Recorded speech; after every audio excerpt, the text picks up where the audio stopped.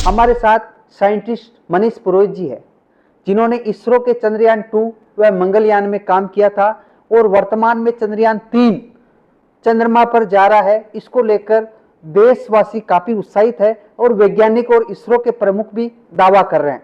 मनीष जी, आपका ईटीवी भारत में स्वागत है। धन्यवाद सर, वर्तमान में चंद्रयान 2 के बाद चंद्रयान 3 चंद्रमा पे जा रहा, किस तरह देखते हो?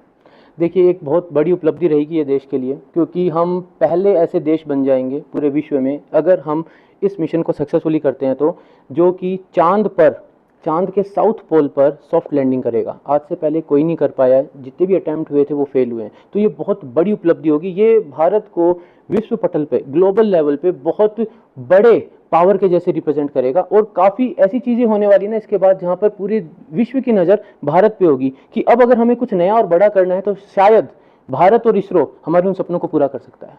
अब चांद पर उतरने की पूरी प्रक्रिया क्या होगी सर? देखिए, अभी हम चांद के चारों तरफ जो घूम रहे हैं, तो हम चांद के चारों तरफ का जो पार्ट है उसमें सबसे पास चांद के होते हैं 25 किलोमीटर और सबसे दूर होते हैं 134 किलोमीटर।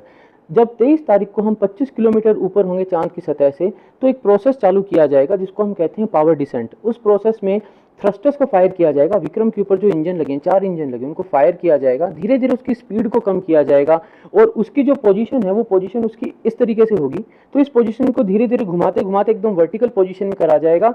और फिर जो लैंडिंग साइट है उसके ऊपर जो कैमराज हैं वो फोटो लेंगे, सेंसर्स सेंस करेंगे कि हाइट कितनी है, वो सब।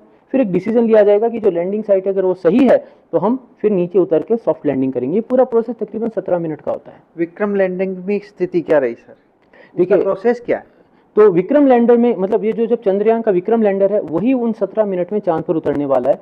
तो देखिए, इसमें 3-4 अलग अलग फेजेस होंगे। पहला तो फेज होगा जहां पर उसकी स्पीड बहुत ज़्यादा कम कर दी जाएगी। उसकी जो स्पीड है उसको 1/4 कर दिया जाएगा। मतलब मान के चलिए अगर उसकी स्पीड है 1.6 किलोमीटर पर सेकेंड, तो उसको घटाकर 400 मीटर पर सेकेंड के पास ले आएंगे।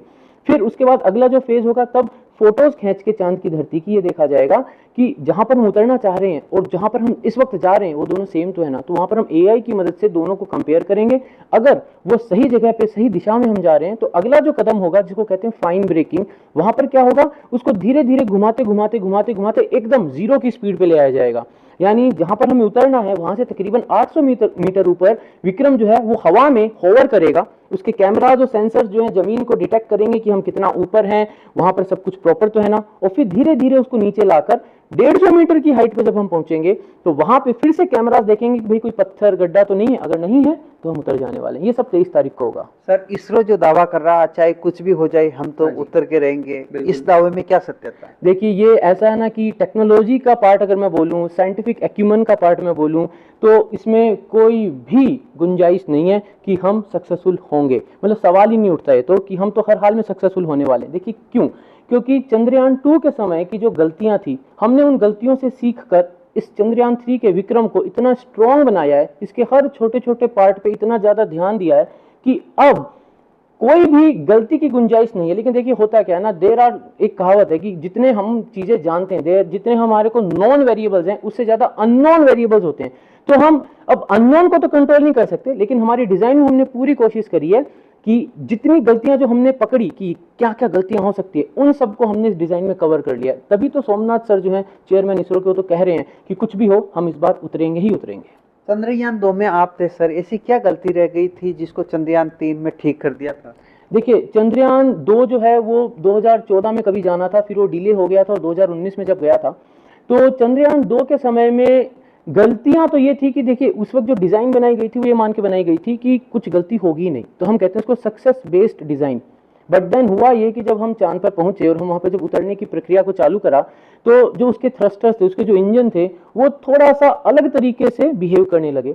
तो उसके चलते उसका ओरिएंटेशन बिगड़ गया था, जो हमारा विक्रम लैंडर था चंद्रयान 2 के समय पे, और उसको हम कंट्रोल नहीं कर पाए क्योंकि जो हमारा सॉफ्टवेयर था, कंप्यूटर था, उसकी भी कुछ सीमाएं थी। अब क्या किया हमने, उस सॉफ्टवेयर की सीमाओं को बढ़ा दिया है, उसकी ताकत को बढ़ा दिया है। जो हमारे थ्रस्टर्स हैं उनको हमने पावरफुल कर दिया है, एक्स्ट्रा फ्यूल लेके जा रहे हैं। पहले हमारे 5 इंजन थे, हमने एक इंजन को कम करके थोड़ा फ्यूल ज्यादा ले लिया है। तो ये जो सारी चीजें करी हमने, सेंसर ज्यादा अच्छे लगाए हैं, कैमरा ज्यादा अच्छे यूज करें, और सबसे बड़ी बात यह कि जो छोटी छोटी गलतियां जहां पे हुई थी ना, उन सारी गलतियों को, उन सारी कमियों को हमने भर दिया है।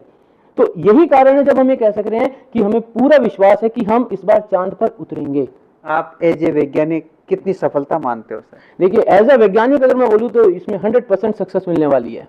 और वैसे तो देखिए, मैं फिर से बता रहा हूँ, जितने नॉन चीजें हैं उससे ज्यादा अननोन फैक्टर्स होते हैं, अननोन वेरिएबल्स होते हैं, जो कि कभी कभी इन कोर्स ऑफ एक्शन वहां पे जब होते तब पता चलते हैं। लेकिन जितनी भी पॉसिबिलिटी थी जो इसरो भाप पाया कि क्या क्या गलत हो सकता है, कहाँ का गलत हो सकता है, उन सब को हमने एड्रेस कर दिया है। तो 100% सक्सेस की तो अपन उम्मीद कर सकते हैं। तो 23 तारीख को भारत की पहचान विश्व में बढ़ेगी। देखिए, 23 तारीख को भारत की पहचान विश्व में बढ़ जाएगी, और जो हमारा प्रज्ञान रोवर है जब वो चांद की सतह पे चलेगा तो उसके पहियों पे भारत का एम्बलम लगा हुआ है और इसरो का लोगो लगा हुआ है, तो वो भी चांद की सतह पे छपता हुआ चला जाएगा।